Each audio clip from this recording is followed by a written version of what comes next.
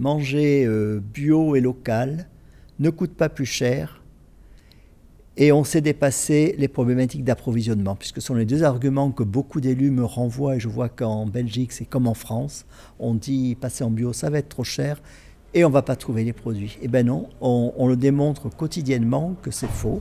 Nous on fait 100% bio au même prix que du conventionnel. Et on a réglé notre problème d'approvisionnement avec la régie municipale agricole. Gilles Perrol, je suis adjoint au maire de la ville de Montsartou et président de l'association 1+Bio. Alors la première introduction du bio, c'est en 1999. C'était le bœuf et rappelez-vous, c'était l'époque de la vache folle. Ça a été la première prise de conscience pour réaliser qu'on pouvait s'empoisonner en mangeant.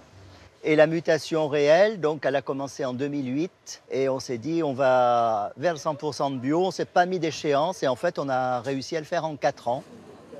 On a réussi à passer à 100% bio à coût constant et ça on l'a réussi grâce au travail sur la diminution du gaspillage alimentaire. C'est-à-dire qu'on est passé de 147 grammes à 30 grammes de gaspillage alimentaire par repas. Ça a économisé 20 centimes et ces 20 centimes ça a payé le surcoût du bio.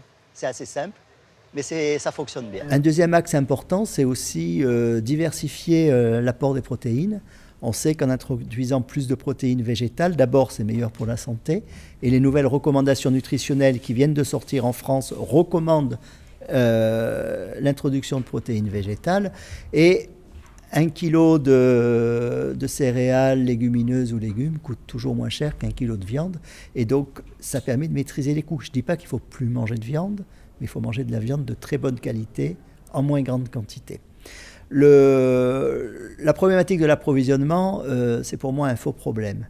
On a une capacité de production alimentaire sur nos territoires.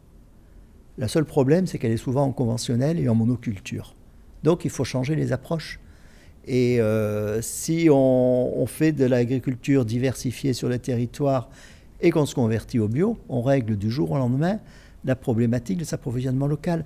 Et ce qu'on a demandé, nous, avec l'association 1+Bio au gouvernement français dans la nouvelle loi, c'est de dire que le pourcentage visé en bio, on puisse y intégrer le bio en conversion, puisque la commande publique doit être un levier au changement et accompagner les nouveaux agriculteurs qui font cette conversion, qui produisent comme du bio, mais qui ne peuvent pas vendre au prix du bio. Donc double pénalité.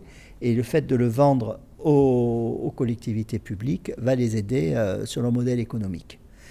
Un autre exemple, en France, pour servir les 3 milliards de repas annuels en restauration collective, j'ai fait le calcul sur la base de la régie municipale agricole qu'avec 0,38% de notre surface agricole, on peut produire des légumes bio de ces 3 milliards de repas.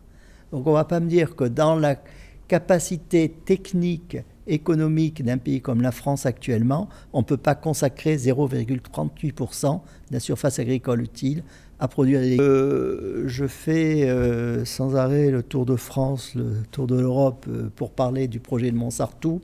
C'est pas pour me faire plaisir, c'est pas pour voyager, c'est pas pour faire la pub de Montsartou, c'est parce que je pense réellement que l'enjeu de l'alimentation est l'avenir de notre société.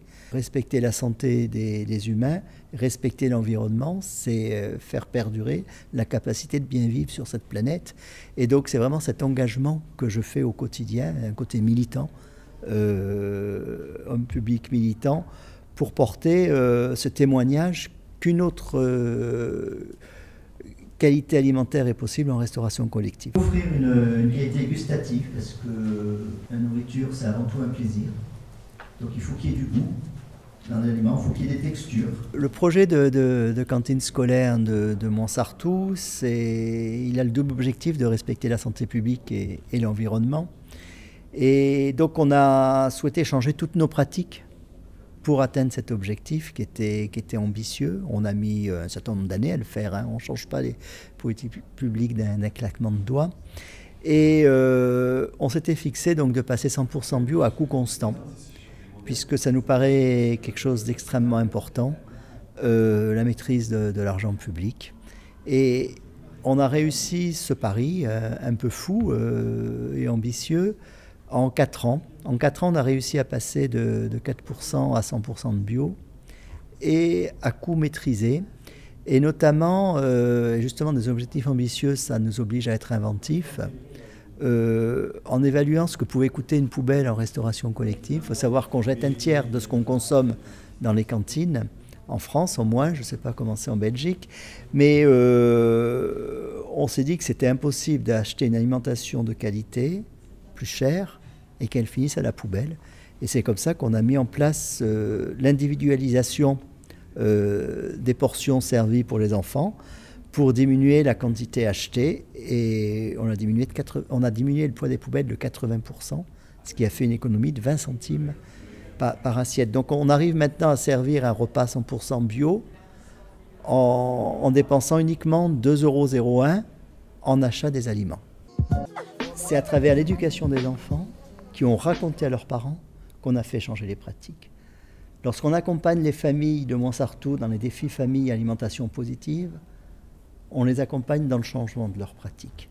Et effectivement, c'est un peu ce que fait Permavenir sur le territoire de Liège et de la ceinture alimentaire, c'est-à-dire que servir de lien, de montrer que sur d'autres territoires, il y a des choses qui fonctionnent et que chacun sur son territoire a ses ressources pour changer les pratiques alimentaires, qu'elles soient collectives ou qu'elles soient individuelles au quotidien, c'est primordial. Et si on ne change rien sur cette planète, on va dans le mur, comme j'ai l'habitude de dire. Et donc il faut absolument, si on veut préserver notre planète, contrôler le réchauffement climatique et contrôler la dérive de santé publique, hein. En France, on a 1000 cancers déclarés chaque jour. On doit absolument changer notre rapport à l'environnement, notre rapport à l'alimentation.